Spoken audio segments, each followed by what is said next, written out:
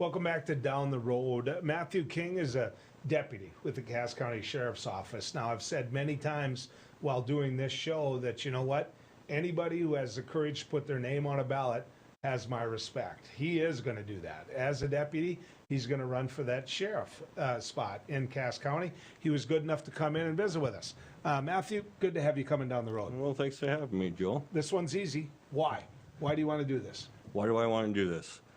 I believe that the sheriff is elected by the people, should be an ally for the people and answer to the people for the protection and fight for their constitutional rights of every day.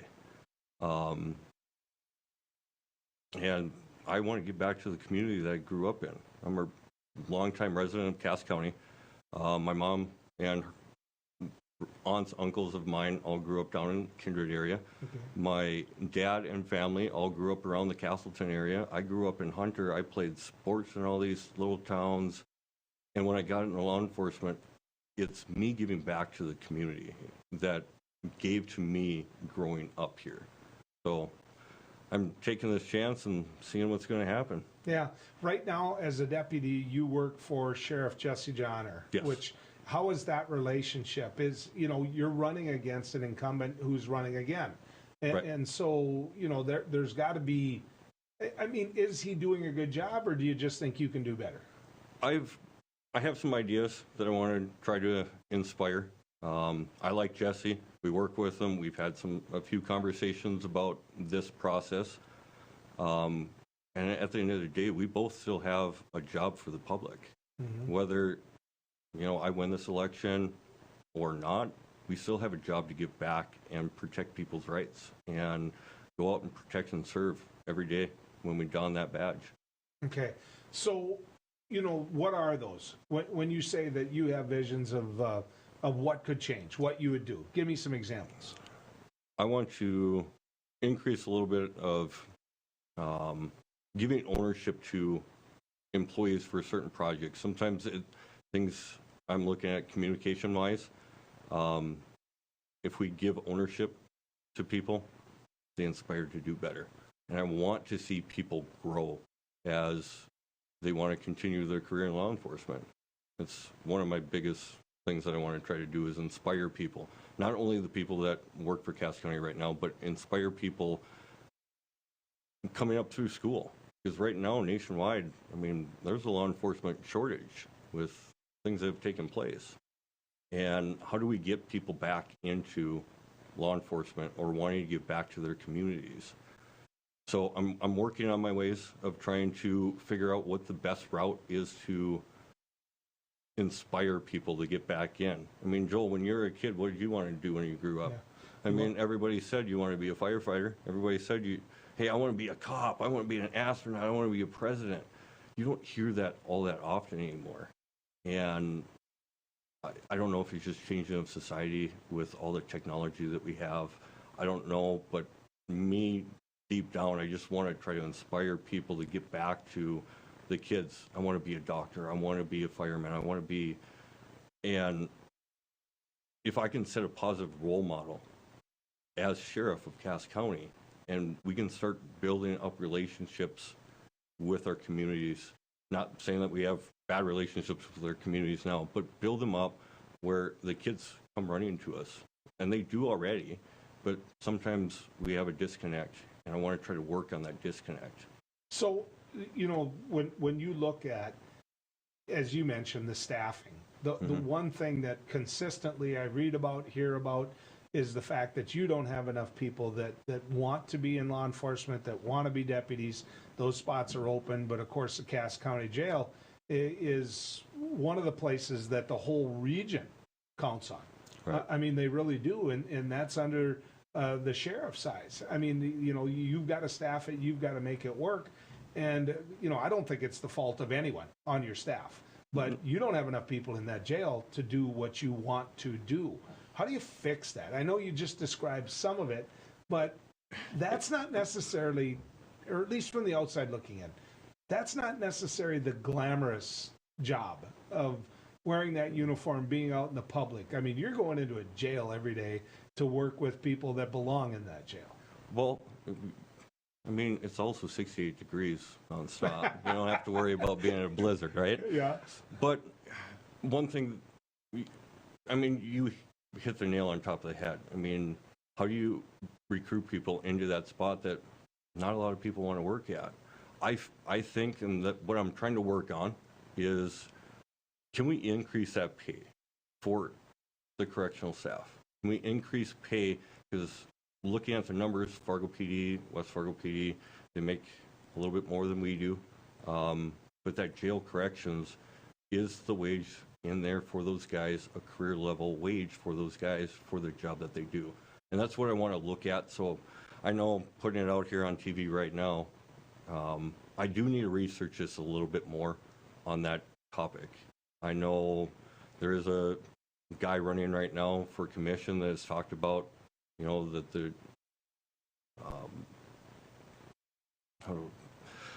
he's running right now saying that the correctional staff should be paid more.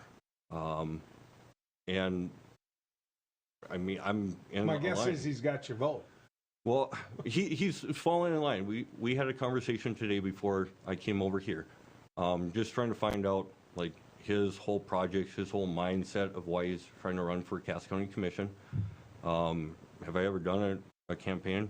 No, I haven't. So this interview here is all brand new. That should make you pretty proud, actually. Yeah. You know, but most people don't ever want to run a campaign. Right. So with, you know, some of the views that he has, and I talked to another person earlier today on trying to grab and pick their brains on all the topics that are going on. Because knowing, coming here, I knew we were going to get questions, and I'm trying to figure out, where do I want to put a stance, or how do I want to put this out here? Mm-hmm. I need to research how we can get people, recruiting-wise. Sounds like Jesse and our group in all of Cass County is doing a good job with recruiting. Like, props off to Sheriff Johnner for the steps that he's taken there. Now we got to look at, how do we, if it's one of those jobs that you're going in every day, like you mentioned, dealing with everybody that's coming in from all over, we got to look at trying to keep them. And do we increase wage? Do we need to work on different programs that are working or not working inside the correctional facility? So there's some more to come to this, and if you welcome me back, we'll chat more about this portion of the subject. So do you think police officers are treated with respect by the general public that they're due? Well, according to national media, of what you see on the media, obviously there's law enforcement has taken a hit and a toll of late. But when you go around this area that we live in here, we get thanked all the time. I can't speak for Fargo or West Fargo on that. I don't know. But us in the county, coming into Fargo, working in West Fargo, working in the county, people thank us. So what's on the national media isn't so much here, per se, on all cops bad or ABK or ABCB, whatever they have going on. I would say that law enforcement around here is still respected. Law enforcement is still looked at as a high-level profession. And there's probably going to be some people that will watch this show that, like, I disagree. But I'd love to have a conversation.